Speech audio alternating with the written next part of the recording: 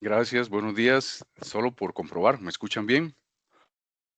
Sí, muy bien, fuerte Sí, y claro. señor. Excelente, entonces voy a compartir la pantalla para iniciar con la presentación. También para confirmar que la están observando. Sí, ya está. Excelente.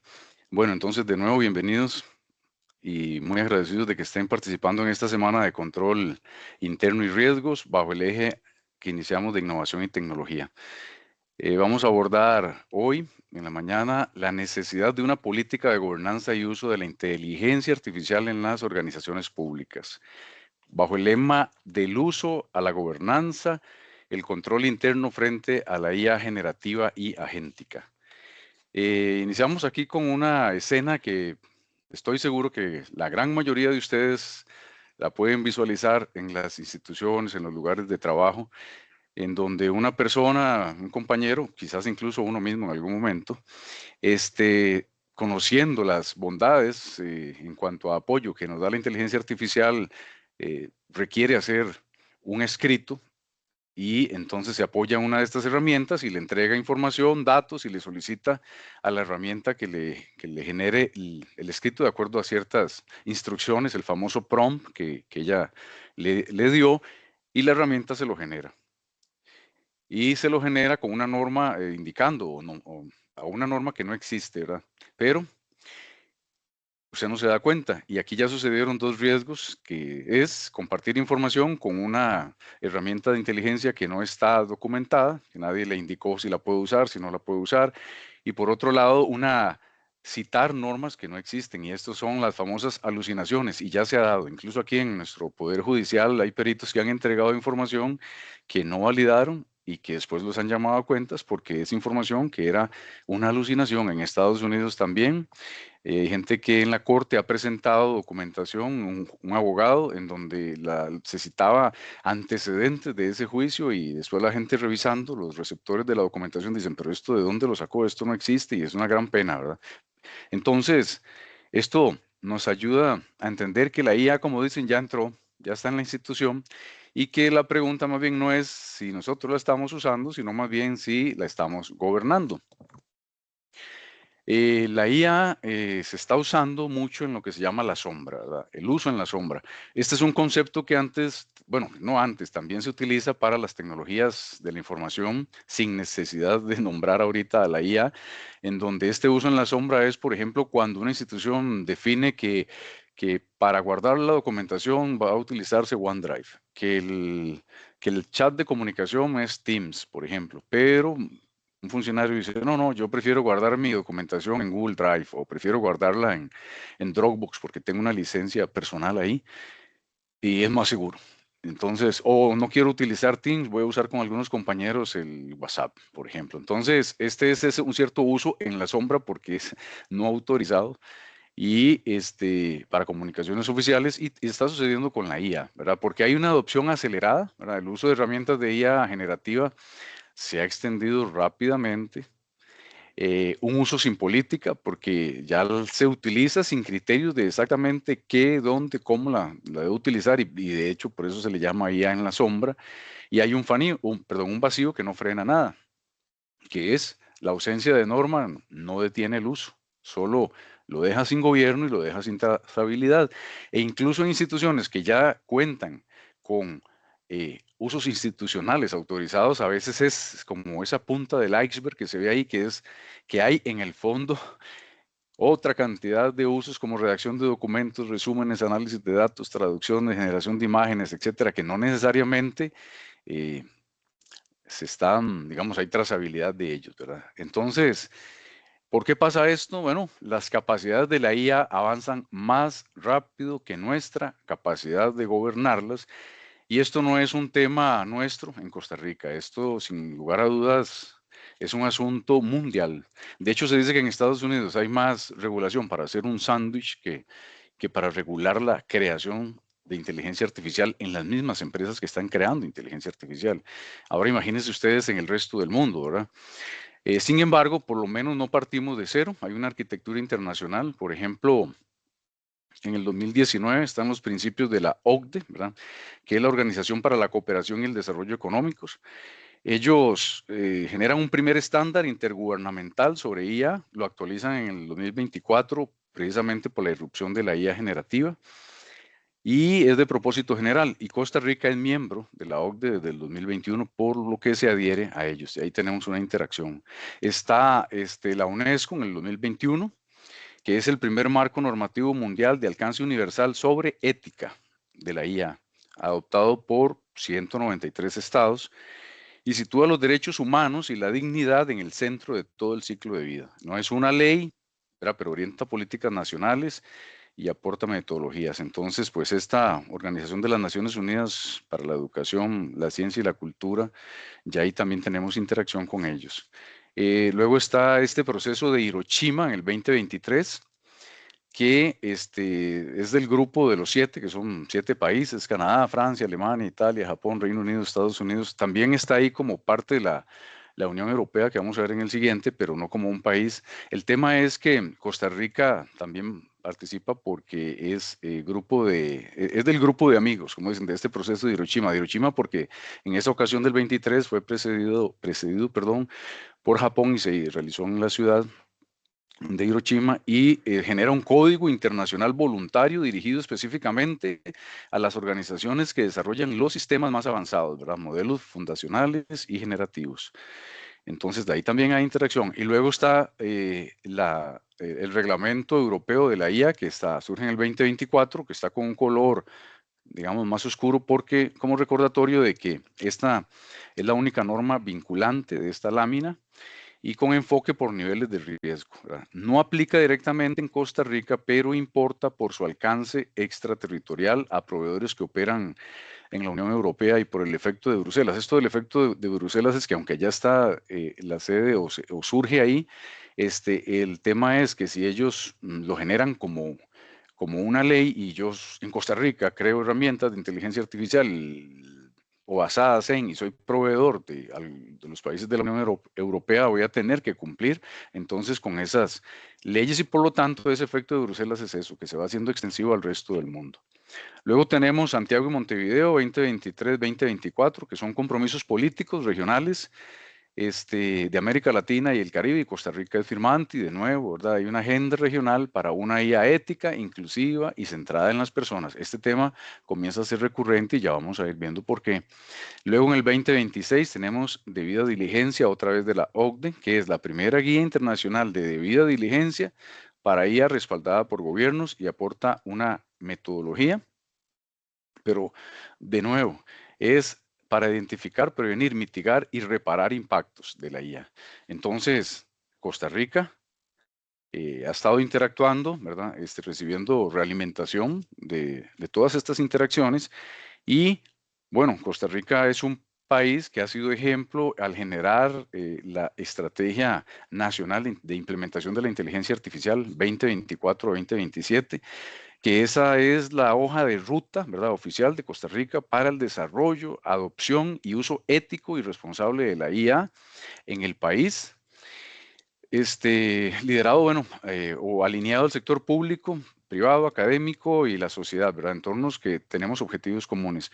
Y es de admirar porque, de hecho, muchos países lo han tomado como referencia porque somos un país pequeño, pero con una visión, digamos que grande en este sentido de tomar una iniciativa e incluso ser ejemplos para otros países. Y bueno, esta ENIA, que así se le llama, tiene siete principios rectores. Cada uno de estos principios es transversal a los ejes estratégicos.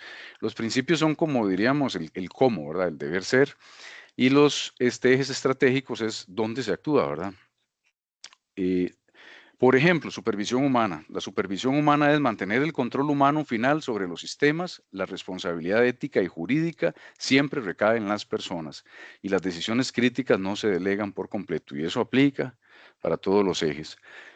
El otro que quise resaltar: seguridad, ciberseguridad y protección de la información, porque además en la tarde tendremos una charla relacionada con eso y porque es de suma importancia. La IA debe ser robusta, cibersegura y confiable en todo su ciclo, con seguridad desde el diseño. Los que hemos trabajado temas relacionados con esto en el pasado Yo recuerdo cuando les comentaba que estuve realizando actividades de peritaje para el Poder Judicial como auxiliar de la justicia y le daban a uno en algún momento el primer informe que me dieron eran 1196 páginas a revisar y como dice uno a pie, ¿verdad? No, sin ninguna inteligencia artificial. Pero bueno, da la casualidad que había un caso viejo del 2018 que se había quedado ahí, me llamaron, pues que tenía que ir a explicar ese informe y digo yo, mira, voy a tomar este caso y lo voy a analizar, porque ya el caso estaba entregado, simplemente era ir a exponerlo, voy a analizarlo con las herramientas modernas de inteligencia artificial y yo me quedé absolutamente sorprendido de ver la rapidez y todo lo que logra, ¿verdad?, extraer. Y por supuesto, como había hecho el informe, entonces tenía pues ese criterio humano, digamos, de experticia para poder analizar si lo que me estaba diciendo estaba correcto o no. Y realmente quedé sorprendido. Pero más sorprendido queda uno al conocer que las instituciones privadas, públicas, les ha costado mucho resguardar sus infraestructuras y que hoy día una inteligencia artificial, por ejemplo, Mitos, que salió de Anthropic y que fue retirada, bueno, no se dio a todo el mundo, digamos, que la utilizara porque era una inteligencia artificial que encontraba vulnerabilidades que ni siquiera se habían mapeado. Y bueno, imaginen ustedes eso en las manos inapropiadas, podría, bueno, poner de rodillas a una institución o incluso a un país, ¿verdad? Entonces, este es un eje, digamos, un principio rector muy importante. Y luego, por citar dos de la parte del eje estratégico, la IA ética, segura y responsable. Quise resaltar ese porque el tema de la ética sigue siendo recurrente, fundamental, e incluso en estos sistemas. Yo tengo por aquí a la mano el informe preliminar del panel científico internacional independiente sobre inteligencia artificial, que son 40 expertos de alrededor del mundo que la ONU les tomó para que le hicieran esta primera evaluación de oportunidades, riesgos y repercusiones de la inteligencia artificial y recién lo sacaron ahora el mes pasado, en julio, que los insto a los que lo tengan a bien y quieran leer porque les llama la atención este tema. Y entre todos, ¿verdad? Porque está muy interesante, pero hablando de ética, un asunto que me llamó la atención fue que ellos mismos en ese informe, ¿verdad? Pareciera amarillista, pero es que esto no es amarillista, es una realidad.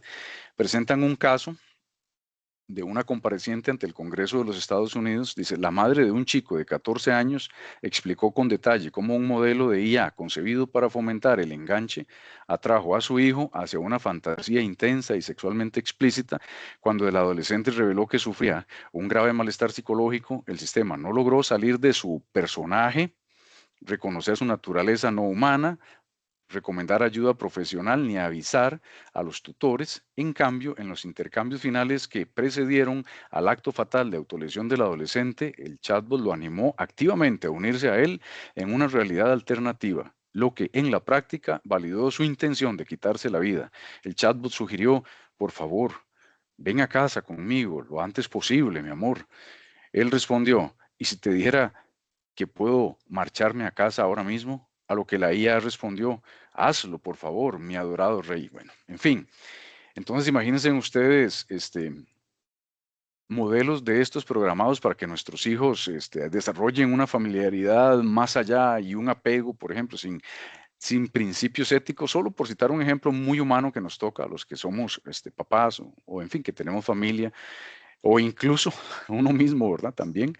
El asunto es que tiene que ir ahí la ética segura y responsable incluida como un eje estratégico. Y bueno, por citar otro ejemplo, gobierno inteligente, que en este caso del gobierno inteligente se trata de modernizar la administración pública con IA para un gobierno más eficiente, accesible, proactivo y con mayor transparencia y rendición de cuentas. ¿Verdad? Alguien podría decir, bueno, si tenemos la ENIA, ¿es de acatamiento obligatorio para mi institución? No, no es de acatamiento obligatorio para la institución, ¿verdad? Es una política pública que compromete al país y fija una dirección a través del MISIT, pero no es una ley con sanciones. Otro podría decir, si ya existe la ENIA, ¿para qué una política interna? Bueno, porque la ENIA es nacional y de principios generales, ¿verdad? No le dice a su institución donde laboramos qué herramientas autorizar, cómo clasificar los usos, ni quién supervisa. Entonces, la política institucional operacionaliza incluso elementos de la ENIA en nuestra organización. Ahora, vean qué interesante con respecto a los marcos que se han venido pensando para la IA. Es una IA que cambia impresionantemente rápido, cada semana. Por ejemplo, tenemos que hacer una pequeña pausa aquí para caracterizar y comprender bien, para los que quizás no estén tan familiarizados con la inteligencia artificial, que tenemos una inteligencia artificial predictiva, una generativa y otra agéntica. Y bueno, y están trabajando en la famosa superinteligencia, ¿verdad? Pero digamos que de momento estas son las tres. En esta predictiva, sé que aquí en los participantes, algunos compañeros llevamos de promediado un programa de ciencia de datos bastante robusto, de casi un año, y que ahí trabajamos mucho los temas de los modelos, ¿verdad? El asunto el entendimiento de que uno toma los datos, los tiene que limpiar, revisar, organizar, estructurar, que sean fidedignos, asegurar eso, ¿verdad? Toda esa parte de los datos. Luego ya los modelos, calibrarlos, revisar que estén que tenga uno datos para entrenamiento, datos de prueba, y luego ya una vez seleccionado el modelo que se ajusta más a las categorías que nosotros hemos definido, pues utilizarlo, por ejemplo, si es una serie de tiempo para hacer predicciones y luego puede irse calibrando con la misma realidad, ver si ok, hicimos una predicción para este mes y luego lo validamos contra el modelo y nos dio muy parecido, lo vamos calibrando. Entonces es esta predictiva, pero aún en esta predictiva, hay opacidad, hay la famosa caja negra en algunos casos donde no necesariamente todo se comprende de dónde o cómo surge cuando se establece, por ejemplo, una red neuronal con ciertos parámetros. Aún en esta que es como decir de la primera, ¿verdad? Y entonces, ¿qué pasa aquí? Que como somos humanos alimentando un modelo, muchas veces nosotros tenemos sesgos o los datos que manejamos están incorrectos porque normalmente castigaban a una población que ya no necesariamente estaba bajo las circunstancias de los datos que nosotros tomamos en su momento, y esto nos va a magnificar, por ejemplo, un sesgo. Y estamos hablando de que podría ser que sea para asignar becas, para, no sé, asignar un crédito en donde se den falsos positivos, que le llaman. Podría ser que la persona sí iba a pagar, pero en el modelo salió que esa persona definitivamente no era una buena paga y se le niega el crédito, ¿verdad? Entonces, en esta primera, ahora vamos a la generativa. En la generativa es esa inteligencia en que no fue diseñada para un fin específico, sino que se alimentó con grandes cantidades de datos como modelo y que resuelve muchas cosas, ¿verdad? Y si nosotros ahondáramos en ciertos asuntos que pues, no es la idea de la charla, pero solo voy como un pequeño matiz a mencionarlo, en cómo ciertas de estas inteligencias se han ido entrenando. mm, es un asunto que asusta, que sorprende, ¿verdad? Porque no solo por cierta contaminación y consumo de agua para mantener grandes cantidades de cómputo, ¿verdad? Para enfriar esos centros, sino el ser humano en sí, cuando se ha contratado en lugares vulnerables económicamente, de escasos recursos, donde se le ha pagado apenas un poquito ahí las empresas que desarrollan estos modelos a las personas para que las personas alimenten la inteligencia artificial. Tenemos a seres humanos enseñándole qué es un árbol, que esto es un pato, y lo peor, la inteligencia artificial como modelo, hay que enseñarle todo. Y entonces los ponen a ver videos sobre canibalismo, violencia extrema, y el ser humano explicándole a la inteligencia qué significa todo eso, qué significa el canibalismo, por ejemplo. Y estas personas después han necesitado hasta atención médica, psicológica, y porque quedan afectados de estar horas de horas realizando una actividad de alimentar, ¿verdad? De entrenar estos modelos. Pero bueno, es una manera para que nos quede claro que la IA generativa se alimenta de mucha información y precisamente genera contenido nuevo, ¿verdad? A partir de patrones aprendidos, que ya videos, texto, imágenes, etcétera. E incluso hay momentos donde esta IA generativa se ha comportado de manera que los mismos creadores se asombran. Yo he visto entrevistas de los creadores de inteligencia artificial, por ejemplo, Cloud, los Amodei, los hermanos estos, cómo ellos decían que en algún momento tomaron un modelo y lo pusieron en una sección por aparte y lo entrenaron de cierta forma, y luego los resultados que daban, a ellos mismos los sorprendían porque depende, no era lo que ellos esperaban. Por ejemplo, si un modelo se entrena con historias sobre inteligencias artificiales que... eh, conspiran contra la humanidad, y esos son objetivos que se le está dando al modelo y el modelo es lo que aprende, ¿verdad? O si se le da ciertos objetivos, como por ejemplo, usted va a ayudar en una empresa a disminuir costos, ¿verdad? Aumentar ingresos y de pronto entonces es lo que hace, no le importa, porque es su objetivo, el ser humano que esté detrás o ninguna circunstancia, sino que ese es su objetivo a cumplir para cumplirlo de una manera eficiente, ¿verdad? Entonces, esto es la IA generativa. Y de hecho, esta norma INIS AI 601 se hizo específicamente para abordar los temas de riesgos de la IA generativa. Y tenemos la agéntica, que la agéntica ya es un nivel más todavía, porque la agéntica, imagínense ustedes que ya le estamos cediendo el control a un agente de inteligencia artificial para que realice tareas que normalmente yo iba a realizar.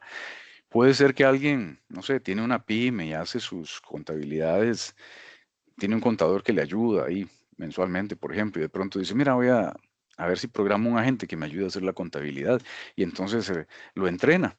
Entonces, la gente puede ser que al inicio le diga, bueno, páseme los estados, balance de situación, unos estados de resultados de la pyme, qué cuentas utiliza, cómo hace la distribución, y luego póngame todas las facturas en un espacio, y entonces al final usted mes a mes le pone ahí la documentación, él toma todo esto y te genera el resultado.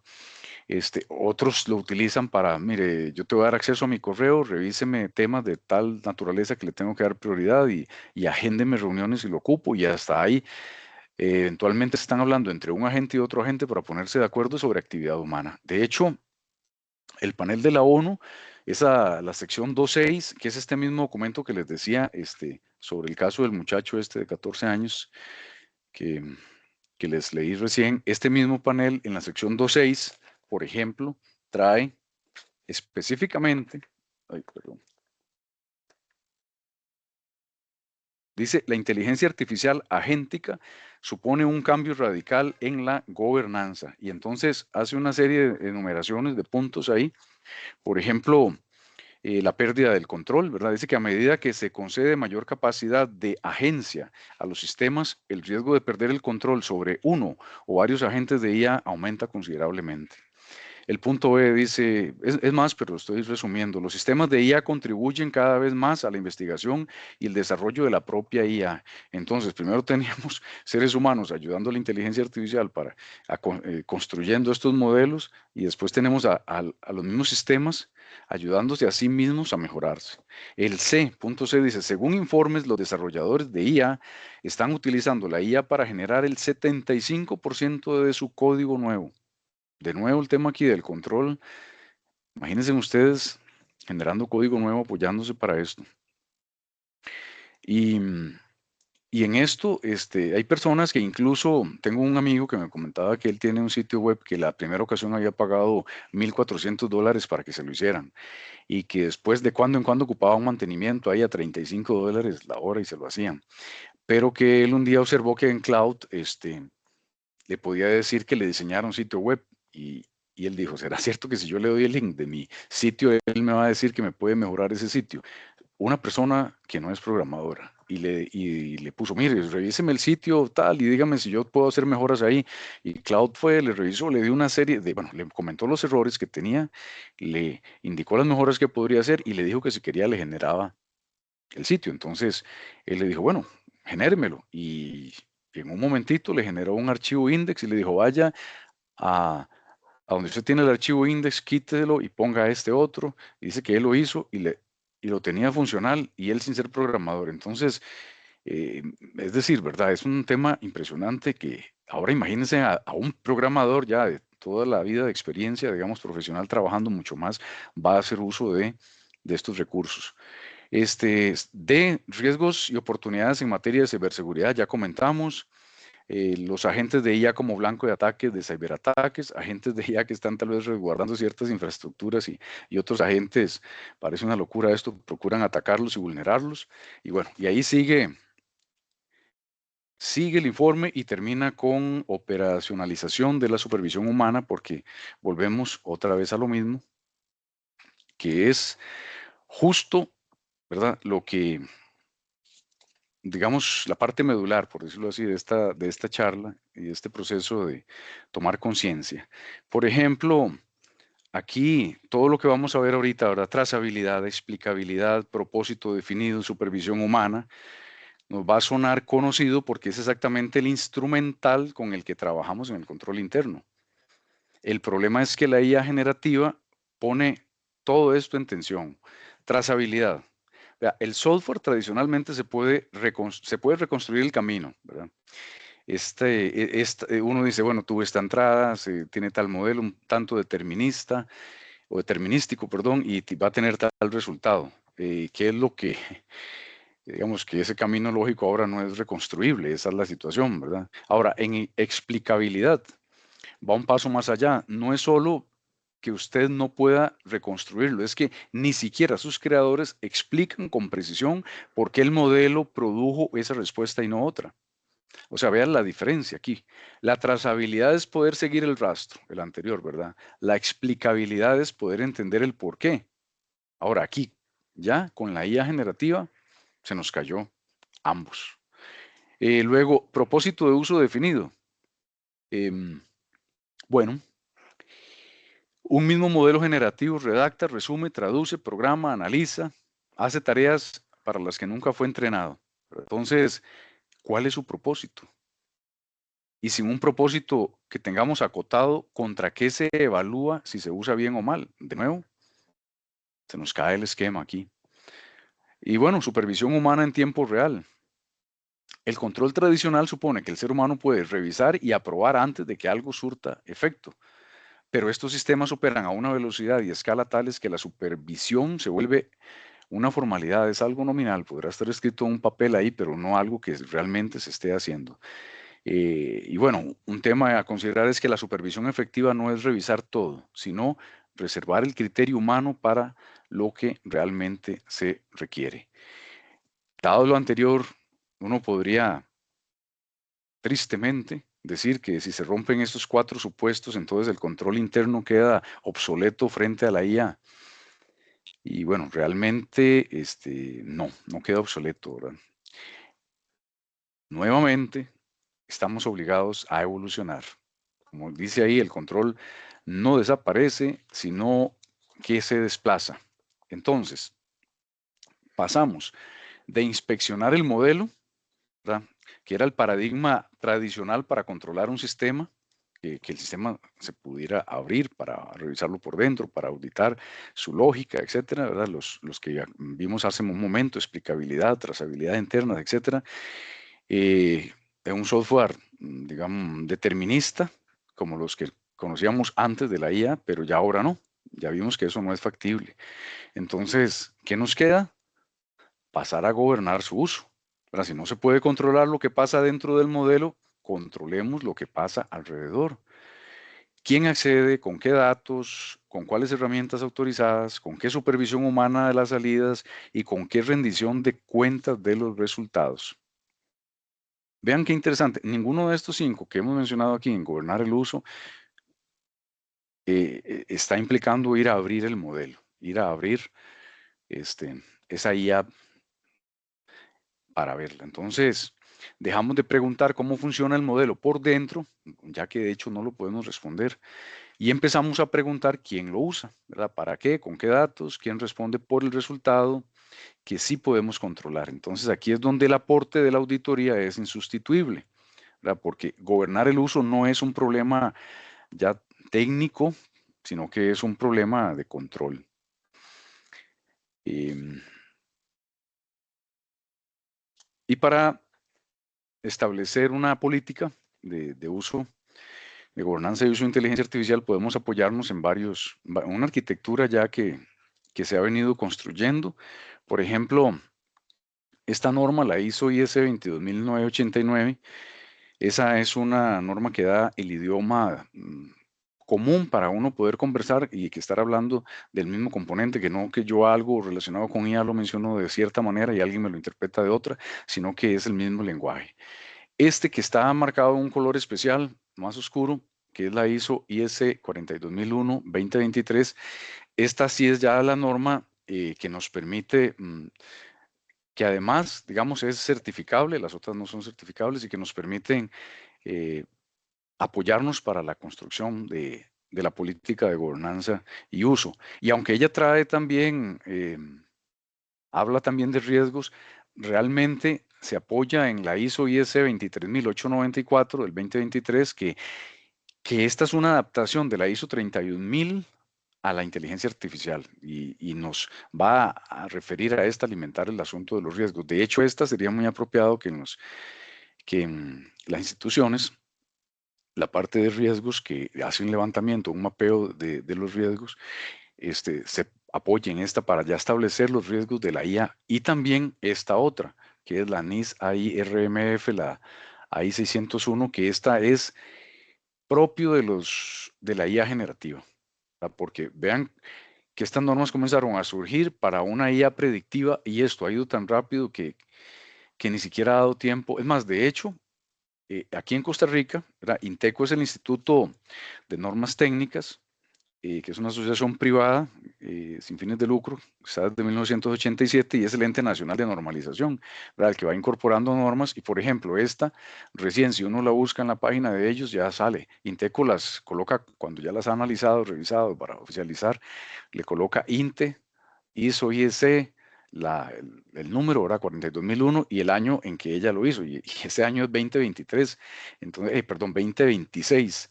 Entonces uno dice, esta es del 2023, Inteco la está ahorita, ya la analizó y la formalizó para Costa Rica, digamos, y es 2026, va muy rápido. En realidad nos está dejando atrás la parte de las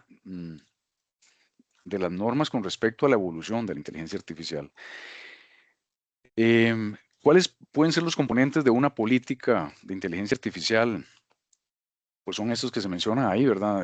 Ya la política como tal, basándonos en esa, la ISO IEC 42001, pues nos ayuda a establecer los principios institucionales, clasificación de usos por riesgo, herramientas autorizadas, datos y protección de la información, supervisión humana de las salidas, trazabilidad, etcétera.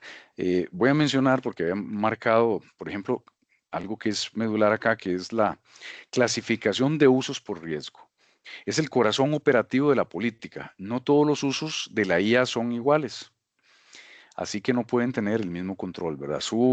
Aquí, digamos, tenemos que establecer el uso permitido, que es de bajo riesgo, uso restringido o sujeto a autorización, uso prohibido, pero establecerlo. El 3, por ejemplo, herramientas autorizadas, igual. Solo se usan herramientas aprobadas institucionalmente con un registro de autorizadas, restringidas y no autorizadas, para evitar una escena como con la que iniciamos la exposición de ese funcionario que ingresa a una herramienta gratuita, información sensible quizás de la institución. Y supervisión humana en las salidas, que es, aquí se conecta todo, digamos, porque la palabra clave es de las salidas, no del modelo, ¿verdad? Entonces, no controlamos el interior de la caja negra, controlamos que un ser humano competente revise y valide el resultado antes de que éste sea utilizado y tenga algún impacto. Esto nos lleva a las líneas de control, las 3 líneas de control, y notamos que es una responsabilidad compartida en las instituciones. Por ejemplo, en la primera línea, ¿verdad? Las áreas usuarias y dueñas del proceso aplican controles en el uso, usar, por ejemplo, solo herramientas autorizadas. ¿Que quién ha ayudado a definir? En la segunda línea, riesgos, cumplimiento, seguridad de datos, ha ayudado precisamente a definir cuáles de esas herramientas van a estar en esta categoría. Y la tercera línea, que es la auditoría, brinda aseguramiento independiente y objetivo sobre el diseño y la eficacia de toda la gobernanza. Aquí podemos pensar como un ejemplo, digamos que un compañero de atención al cliente usa una IA para redactar una respuesta, ¿verdad? Y esa es la primera línea. Y él aplica el control que riesgos y TI definieron qué herramienta puede usar. Y luego, bueno, como segunda línea, sí hacer una salvedad aquí que TI eventualmente puede estar, como diríamos, con dos sombreros, ¿verdad? Un sombrero en el que él mismo está colaborando para definir qué herramientas se utilizan, en cuáles no, y en otro momento él es usuario de herramientas de inteligencia artificial. Y finalmente, en este caso de ejemplo que ponía, también está la auditoría, que verifica que ese esquema exista y funcione, pero sin operarlo, ¿verdad? Porque es la tercera línea. Si todavía tenemos ciertas dudas de por qué conviene establecer una política institucional para la gobernanza y uso de la inteligencia artificial, podemos hacernos o enfatizar estos elementos. El control interno preventivo, ¿verdad? Una política anticipa el riesgo antes de que se materialice en lugar de reaccionar tras el incidente, ¿verdad? Entonces, sin política la institución se entera del problema cuando ya ocurrió, una fuga de datos, por ejemplo, o cualquier otra situación, mientras que con la política los controles ya estaban establecidos. En gestión de riesgos igual, ¿verdad? Una tecnología que cambia por semanas genera riesgos nuevos constantemente. Entonces, la política ordena usos, responsabilidades y controles mínimos para la institución, ¿verdad? Para que no improvisemos. Ahora, si lo notamos, estos dos son como defensivos, ¿verdad? Control interno preventivo y gestión de riesgos. Pero tenemos uno que es propositivo, que sería el valor público. Porque la política no está para frenar la IA, sino para habilitar su uso responsable y así mejorar los servicios. Tal como, por ejemplo, lo vemos en la ENIA, ¿verdad? Que es esta Estrategia Nacional de Implementación de la Inteligencia Artificial del MISIT, en donde en el eje 4 habla del gobierno inteligente, ¿verdad? Que gobernar bien la IA no es ponerle freno, es la condición para aprovecharla con confianza, para ir escalando, ¿verdad? Y poder una institución alcanzar la gobernanza de su IA que va a utilizar y, por supuesto, sacarle el máximo provecho. Así que, bueno, cerramos con la idea de que gobernar la IA a tiempo es lo que separa adoptar una herramienta de quedar a merced de ella.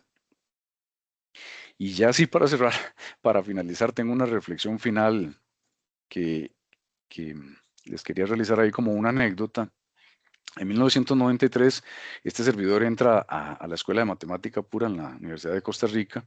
Está un semestre ahí. Yo recuerdo que tuve que salirme ese semestre porque por condiciones económicas me salía a trabajar ahí, a apoyar a mi familia. Así terminé todo el primer ciclo, pero recuerdo que la última semana que estuve ahí, con una platita que tenía ya prácticamente como para casi que regresar, porque yo siendo de San Ramón estaba aquí en San José, me compré unos libros que hasta que me sentí mal de que me había comprado unos libros porque digo yo, ahora sí es cierto, que casi que cómo me regreso, pero para mí esos libros me han acompañado desde ese momento. Entre varios fueron Controversia sobre mentes y máquinas de Alan Ross y Descartes, que me fascina, Discurso del método, reglas para la dirección de la mente, porque Descartes precisamente habla del famoso pienso, luego soy, ¿verdad? Y este libro de Controversia sobre mentes y máquinas, lo primero que trae es esa imagen que está ahí a la derecha, en donde esa gran máquina está sacando un escrito donde estos tecnólogos la están revisando. Dice que me cuelguen si no dice pienso, luego soy. Ahora, estamos hablando de 1993, imagínense ustedes. Dicho sea de paso, yo ya me fui a trabajar todo el segundo semestre en un montón de actividades, desde sodas, construcción, etcétera, hasta que terminé trabajando en la corte como escribiente, por cierto, y luego ya en el año siguiente, 94, volver a ingresar a la universidad, pero dije, no, voy a ingresar a informática porque me llamó la atención esto de la informática y porque no creía que esto fuera posible. O sea, yo durante muchísimos años simplemente casi es una fantasía considerar que uno pueda estar en el nivel en que estamos hoy día, en que nosotros hemos sido una generación de transición, ¿verdad?, entre lo analógico y lo digital, que pasamos de libros impresos a libros digitales, de imágenes que uno iba a revelar a imágenes que se obtienen en un celular y se pueden publicar en línea en tiempo real, de ir a ver una película a un cine, ¿verdad?, a ver una película en un CD, y bueno, y ahora simplemente con una cuenta en Netflix, ¿verdad?, como un servicio y así, pero de ahí al salto de lo que estamos viendo con la inteligencia artificial es algo que por lo menos yo sinceramente sería un grandísimo mentiroso decir que alguna vez creí que eso lo iba a ver de esa manera. A raíz de eso, y porque bueno, soy papá, tengo 3 hijos. Uno de ellos un día estaba hablando conmigo, el que tiene 10 años, y me decía en la cocina ahí, me dice, papito, mira, si la inteligencia artificial ya está pensando todo por nosotros, ya nosotros no vamos a ocupar pensar, ¿verdad? Y me dejó pensando. Yo nunca realmente, los libros que me había gustado en algún momento abordar no habían sido sobre tecnología, pero eso me impactó y lo relacioné con todo esto y dije, no, necesito escribir, por lo menos para desahogarme, porque hay temas todavía más profundos que yo no estoy abordando en esta charla y con los cuales quiero cerrar, pero sí están ahí retratados en el libro, porque también hay una cosmovisión de los creadores de inteligencia artificial. No todo programador, ¿verdad? Y no todo tecnólogo, no caigamos en una conspiración, es alguien que está pensando aquí en el lado oscuro, ¿verdad? No, jamás, pero sí hay una cosmovisión que no necesariamente este, va acorde con valores que nosotros como sociedad hemos defendido y creemos. Y entonces ahí en el libro se retrata más ampliamente, para no entrar aquí en detalle, y quise 2 copias que por cortesía se dejaran una a alguna persona de externos que no son de Correos de Costa Rica y una copia para alguno de Correos de Costa Rica.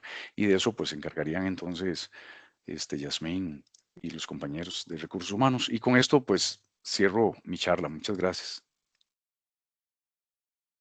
Buenísimo, muchísimas gracias, don Jorge, súper interesante. Creo que ha sido la charla hasta el momento que ha tenido más reacciones. Ahí vemos los aplausos y los corazones flotando. Antes de darle la palabra a doña Lidiet, solamente un pequeño recordatorio de que en el chat está habilitado, ¿verdad? Y pueden escribir sus consultas. Y también ahí anclé lo que es el formulario, que lo vayan llenando. Ese es muy breve, son 3 datos que tienen que poner, lo que es el nombre, la institución, para saber si son internos y externos, así para poder hacer la rifa de los 2 libros que nos está dando de cortesía don Jorge. Y qué les ha parecido la charla. Es muy breve, ahí mientras nosotros hacemos la recolecta de los datos, ya le doy la palabra a doña Lidiet para que inicie lo que es el bloque de las consultas a don Jorge. Adelante, doña Lidiet. Muchas gracias, Yasmín. Muy agradecida con esta conferencia. Jorge Roner ha puesto de verdad como las barbas en remojo a más de uno. Porque, como lo dijiste, esto no se va a detener, ¿verdad? El uso de la inteligencia artificial me llamó mucho la atención, ¿verdad? Que dice la ausencia de norma no detiene el uso, solo la deja sin gobierno. Esa frase me, me impactó bastante y creo que es parte del resumen que luego vamos a compartir el viernes próximo en un conversatorio que vamos a hacer. Vamos a pasar a la parte de las preguntas. Voy a leerle algunas que tengo por acá en el chat y después otras que tengo por aquí por otro lado. Dice la siguiente, ¿qué riesgos se consideran más urgentes o más críticos para gestionar en una política de IA? Sí, esto de los riesgos, por supuesto que depende del contexto en donde uno se desarrolla, ¿verdad? Porque no todas las instituciones realizan lo mismo. Entonces, si hay una lista, por ejemplo, de riesgos que se establecen como los más críticos, entre esos dígase la ciberseguridad, pero por ejemplo, si yo soy una farmacéutica y, y ahí tengo trabajadores que eventualmente podrían estar solicitándole a la inteligencia artificial que me ayude a desarrollar un arma biológica, por decirlo, o no necesariamente incluso tengo que trabajar en una farmacéutica, pero alguien que quiere realizar ya no un ciberataque, sino una herramienta para dañar a otras personas. Y así, entonces, en realidad, el tema es sentarse, eh, riesgos, analizar los riesgos que ya están catalogados y ver cuáles de esos riesgos aplican para la institución en donde se quiere implementar la política y entonces darle la importancia debida, el mapeo correspondiente y ya más bien de ahí alimentar a las otras áreas que eventualmente hacen uso de ese insumo, ¿verdad? Incluso la misma auditoría.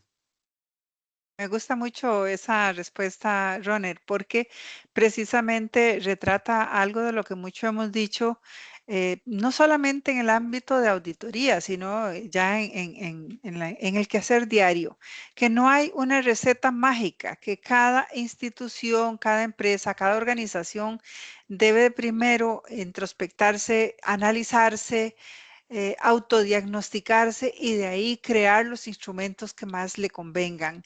Para cualquier tema que hablemos en los diferentes ámbitos, siempre esto va a ser válido y la IA no es la excepción. Muchas gracias por esa respuesta. Vamos a ver esta otra que dice, ¿cómo ejercer la correcta supervisión humana a un criterio emitido por la IA generativa? Si la persona que está realizando la consulta no sabe nada del tema, ¿puede esta persona incluir algunas palabras claves en el prompt para advertir a la IA que, que no alunice ni brinde falsedad en su resultado y mitigar un poco el riesgo? ¿Ok? Pregunta más fuerte. Sí, es una muy buenísima pregunta porque es algo que tenemos entre manos los usuarios de las inteligencias artificiales y que creemos en la tecnología y nos apoyamos en ellas. El asunto es que si sabemos que la IA eventualmente puede alucinar, entonces una cosa que pues, se puede hacer es usar dos, por ejemplo, hacer las mismas consultas a una y someter las consultas a otra, comparar. Cuando uno no tiene un criterio, digamos, experto, buscar cuál es ese criterio experto que nos puede apoyar. Voy a poner un ejemplo. Yo en algún momento hice un ejercicio ahí en Cloud y que salió el MARPAI, ¿verdad? Que son las normas que la Contraloría de la República actualizó hace poco.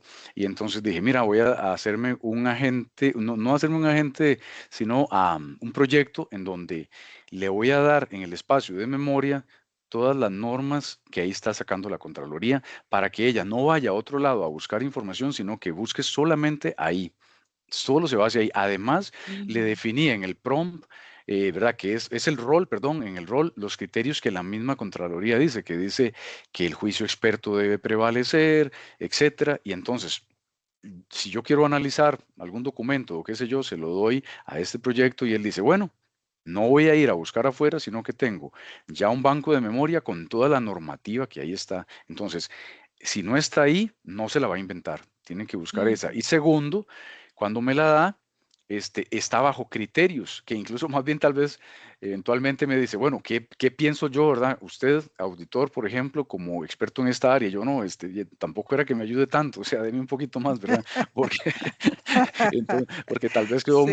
muy restrictiva, ¿verdad? Pero son elementos que se pueden utilizar. Entonces, si usted está en un área en donde tiene una serie de documentación que respalda en lo que usted trabaja, eh, eh, puede investigar cómo hacer, por ejemplo, un proyecto en donde usted le da toda esa información al proyecto y es la que él va a utilizar como base para ayudarle en las respuestas para que no alucine y se vaya a otro lado a buscar información falsa. Ujú. De hecho, creo que los que hemos utilizado la inteligencia artificial lo hemos vivido, ¿verdad? De decirle, resúmame este documento. Recuerdo una experiencia que nos compartió precisamente Ronald Fernández, que anda promoviendo mucho estos temas de inteligencia artificial. Estaba programado para darnos la conferencia de esta tarde. Lastimosamente él no podrá darla, pero va a venir otra persona a darnos con el mismo perfil extraordinario que el de Ronald. Pero nos comentaba que salió como una ley nueva y donde él estaba, él es auditor interno, necesitaba como hacer entender de qué era la reunión y ya no tenía mucho tiempo. Entonces le dijo a la IA generativa precisamente, resúmame esta ley y, y desde el punto de vista de auditor, ¿a qué debería yo ponerle más atención? Ni siquiera la había leído. Y la IA le hizo un resumen y le dijo que para la auditoría era importante tales y tales aspectos. Él fue y lo verificó y bueno, obviamente que sí tenía pues sí tiene criterios, pero lo que digo es que también podemos alimentar la IA con cosas que no conocemos y aún así nos va a enseñar, porque es una realidad que sí nos va a enseñar, nos va a dar resúmenes, nos va a dar comentarios pero es que esto no deja de estar sobre la mesa, la supervisión humana. En esta pregunta, aunque que nos hace el participante, aunque podría pensarse que la persona no sabe nada de eso, pero sí no puede poner su experiencia en lo que diga la IA. De alguna manera va a ir a verificar, de alguna manera tiene que apoyarse en su sabiduría humana. O sea, no sería nada agradable y aunque sabemos que ha ocurrido, de hecho hubo un despacho, ¿verdad? Hay un escándalo bastante famoso de un despacho que emitió un dictamen de una empresa con cosas que no eran ciertas y ese despacho, que es de las Big Four, ¿verdad? Se vio bastante cuestionado y de hecho hasta sancionado por haber utilizado la IA generativa para emitir un dictamen que al final no hubo esa supervisión humana. Vean ustedes que inclusive sabiendo la persona, se deja llevar por lo que dice la IA y no sabiendo, también se deje llevar por lo que dice la IA, en ambos casos corre grave peligro. Yo le diría a esa persona que si acostumbra a utilizar la IA, de alguna manera confronte lo que le está diciendo esta inteligencia artificial generativa con, aunque sea con su corazón, ¿verdad? Aunque sea con el sentido común, pero que no le dé nada más un copy-paste a un documento, que fue lo que le pasó a este despacho de auditores externos y que al final se vio en gravísimos problemas, tuvo que devolver más de 400 millones, creo que fue por ahí, de libras esterlinas a su cliente porque el dictamen no sirvió, ¿verdad? O sea, vea lo delicado y de verdad que conversar sobre estos temas resulta tan valioso, tan importante. Vamos a Doña, ver, doña Lidia, perdón, nada más sí, me gustaría ampliar un poquitito un asunto con esto de la supervisión, que esto va a ser incremental, ¿verdad? Conforme todas empresas privadas en sus desarrollos estén ellos certificándose o bien implementando normas porque sus productos, entonces van a ser, esto lo han comparado como con un avión, incluso escuchaba una entrevista en algún momento donde decían que un avión usted no lo abre por dentro para ver todos sus componentes antes de un viaje, de que él le toma de un origen a un destino y usted va a ir tranquilo o tranquila ahí en ese avión, ¿verdad? En realidad, hay una serie de normativas con las cuales construyeron el avión que ya está certificado y entonces hay exacto. alrededor de ese avión una lista de chequeos, de revisión, los aeropuertos, ¿verdad? La aerolínea con sus políticas, etcétera. Entonces ya usted puede viajar y sentirse tranquilo. Entonces, en el tema este igual, conforme las empresas también sus productos digan, bueno, yo tengo la norma X, Y, Z y sobre ese hice este producto, más todo el uso alrededor como políticas de gobernanza, entonces, que es las entradas y revisar las salidas, entonces esto va a ir incrementándose. La idea es que todos comencemos para que cada día sea más, digamos, el uso y normal de contar con una política y además los mismos productos ya vayan a estar saliendo certificados, ¿verdad? Con estas normas que hemos visto, algunas de las que mencionamos. Sí, exactamente así es, Ronald. Muchas gracias. Dice esta otra pregunta, ¿cómo garantizamos que cada decisión apoyada por la inteligencia artificial sea legal, ética, segura, explicable, verificable y atribuible a una persona responsable? ¿Cómo garantizamos? Sí, es de nuevo parte de lo que debería estar en la política, porque al igual que nosotros pusimos el ejemplo de un funcionario que se lo ha prohibido, nadie ha definido una lista de herramientas legítimamente para usar y otras que no, él simplemente está apoyándose para su trabajo. Pero si hubiera estado ya esa lista, si ya la política es, ¿verdad? Sabemos que es general y que la política va a tener asociado, por ejemplo, procedimientos como donde va a estar establecido ese inventario, por ejemplo, de herramientas que se pueden utilizar, las que no, usos prohibidos, usos que son permitidos, etcétera. Entonces, la persona, basándose en esa política y esos procedimientos, ella misma se va a regular éticamente en lo que va a poder utilizar y que no va a poder utilizar. Entonces, vuelve una y otra vez al origen de la charla, que es el establecimiento de una política de gobernanza y uso de la inteligencia artificial como base número uno. Sí, muchas gracias. Voy a leer esta otra que dice, considera que cada institución pública debería crear un comité de gobernanza de inteligencia artificial o es suficiente con fortalecer las estructuras actuales de gobierno de TI y gestión de riesgos. Esta opinión es muy personal, ¿verdad? Yo sí creo que, por ejemplo, en su momento pasó con ciberseguridad. Ciberseguridad no se le daba toda la importancia de vida. Hay instituciones, incluso si no recuerdo mal, y me disculpa si hay alguien del Ministerio de Ciencia y Tecnología, pero en algún momento escuchaba decir que tenían a 3 personas en ciberseguridad y luego pasaron a 21 cuando ya comenzaron bueno, a entenderse o la necesidad de darle espacio, ¿verdad? Como corresponde a la ciberseguridad. Y entonces en algún momento es algo similar. En algunas instituciones, no, lo de ciberseguridad que lo atienda el mismo departamento de TI en fin, hasta que suceden cosas y dicen, no, esto sí tenemos que tener nuestro propio departamento de ciberseguridad. Yo lo veo así con esto de la IA. Yo sé que hay instituciones que tienen, bueno, la Comisión de Transformación de Tecnologías y que a esa es a la que se le va a solicitar que, ¿verdad?, trabaje estos temas relacionados con inteligencia artificial, pero yo sí recomendaría, que es mi opinión muy personal, que sí debería ser una exclusiva de inteligencia artificial para darle el peso que corresponde, porque esto es algo muy grande y que nosotros realmente todavía nos está costando dimensionar el impacto que va a tener en el mundo y en nosotros, ¿verdad? Entonces yo sí lo haría exclusivo, lo tendría exclusivamente una comisión dedicada a eso. Sin embargo, no siempre es factible y ahí apoyo un poco a las administraciones públicas, especialmente que a veces resulta em, inviable, ¿verdad? Tener una comisión por el montón de trabajo que normalmente tenemos los funcionarios. Ahí lo que me parece importante, además de eso, ojalá fuera posible, que me parece bien, pero si no, por lo menos tener claridad en esa asiduidad de estar revisando constantemente qué está saliendo, qué está funcionando dentro de nuestra organización, a qué riesgo nos estamos exponiendo, qué cambió.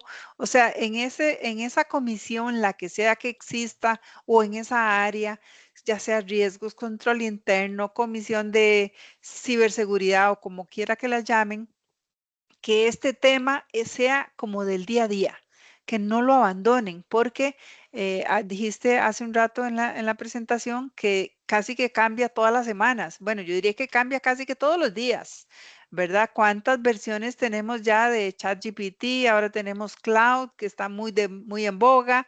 Estamos con Copilot dentro de los que usamos Microsoft, pero hay mucha herramienta y van a seguir saliendo. Entonces, como que sea un tema que sea de diario, diría yo, ¿verdad? Más que tener una comisión o un comité de gobernanza de la inteligencia artificial, que haya una área que lo converse constantemente. Regalarme para tomar un poquito de agua, perdón.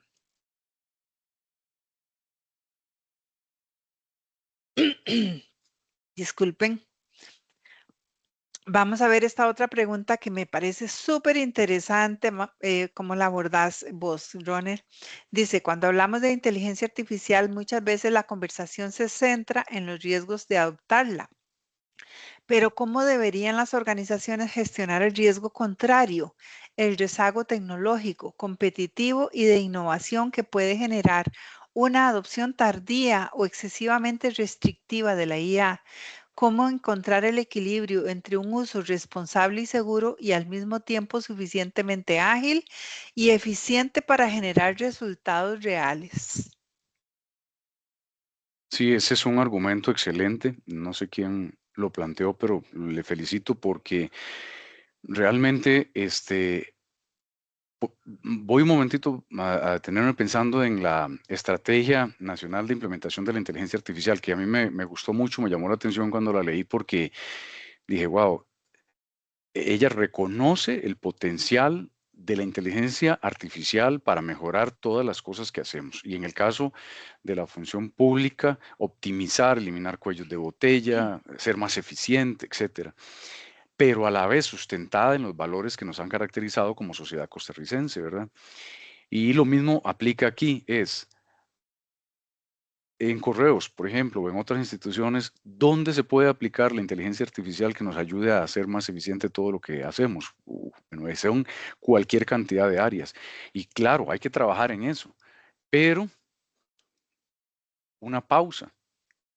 Antes de lanzarnos a trabajar en todo lo que se puede mejorar, sí es necesario que podamos establecer una política de gobernanza y uso de la inteligencia, porque si no, entonces, si bien, como lo dijo ese argumento muy bien, o sea, el precio de no usarla, el precio de no aplicarla, el precio de no desarrollarla, puede ser incluso que una institución o una empresa desaparezca, porque otra la va a utilizar y la mejora y la supera, perdón.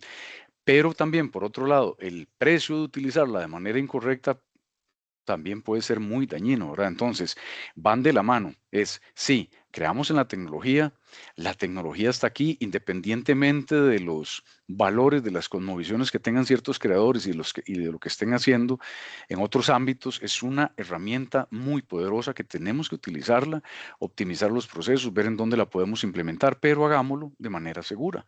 Establezcamos una política que nos da la base para poder ir creciendo de una manera organizada y no terminar por tener mucho entusiasmo y implementar tecnologías tan disruptivas como esta de punta, más bien disparándonos por el pie, como dicen, ¿verdad? Sino que sea de la mano, pero que claro, hay que abordar ese tema de dónde se puede mejorar la institución, que es algo que se está también dejando un poquito rezagado. Digamos, porque ¿quién en una institución está analizando en todos los lugares donde la inteligencia artificial podría ya implementarse y mejorarla? Es la gran pregunta también, ¿verdad? Ujú. Yo creo que como auditora especialmente me identifico mucho con este comentario en el sentido de que a veces caemos en ser quizás alarmistas o inclusive en meter una cosa que yo siempre me he cuidado mucho y tengo muchos años de estarlo diciendo, de no caer en controlitis aguditis, ¿verdad? A veces nos desenfocamos de todo el contexto de lo que un tema significa para una organización. Si bien es cierto, hay riesgos y hay controles que deben implementarse, enfoquémonos más bien, como lo dicen las nuevas Nogai, en la generación de valor. O sea, cómo este tema, este proceso o esta actividad o esta auditoría que voy a hacer o esta tarea que voy a realizar como administración también, cómo le va a generar valor a mi organización. Y ahí es donde yo tengo que poner en la balanza todos los aspectos, el valor que se genera con esto que yo hago y los riesgos y controles que debo establecer para que este valor sea el que salga adelante, el beneficio esperado, como dice un compañero que le gusta mucho eso de ver el beneficio esperado de lo que hacemos. Entonces, muy bonito, muy agradecida con esta pregunta y me gustó también mucho su respuesta. Vamos a ver esta que creo que ya es la última. No sé si es una consulta, pero un poco extensa, pero muy valiosa. Dice, considero que la inteligencia artificial llegó para quedarse y se convertirá en una herramienta indispensable para los profesionales. Debemos aprender a utilizarla de forma estratégica para mejorar la productividad, optimizar procesos y responder a las crecientes exigencias de las organizaciones. No obstante, es fundamental recordar que la inteligencia artificial es una herramienta de apoyo y no reemplaza el criterio profesional. Todo resultado que genere debe ser analizado, validado y contextualizado por una persona, ya que la responsabilidad de las decisiones sigue recayendo en el juicio humano. El verdadero valor no está únicamente en la tecnología, sino en la capacidad de las personas para interpretar la información y tomar decisiones informadas y responsables. Es un comentario muy valioso de esta persona. Sí, de hecho creo que no hubiera podido elaborar una mejor conclusión de esta charla. Muchísimas gracias a quien colocó ese comentario. Eso resume el objetivo que nos planteamos hoy. Muchas gracias. Bueno, igual de mi parte, muy agradecida con toda la participación. Creo que ya estamos listos, Yasmin, para pasar a la